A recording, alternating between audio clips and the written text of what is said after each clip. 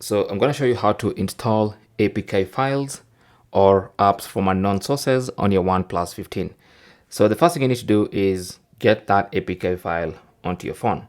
Now, there are very different ways of getting it. Someone can send you that APK file. You can download it from a website, or maybe you want to install it directly from the Chrome browser.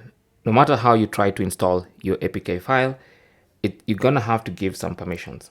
So for instance, mine is saved in the My Files app. If I come here to APK file, I have an APK file here. So I'll tap on it, and before it starts installing, it's gonna ask me to give the relevant permission for that file to be installed. So since mine is in the My Files app, it's gonna tell me to give permissions for to be able to install apps from this source. So I go there and enable, and once you enable, you'll now have the option to install.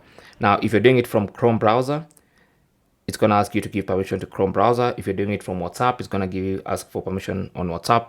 No matter, it's going to ask the permission depending on where that APK file is saved.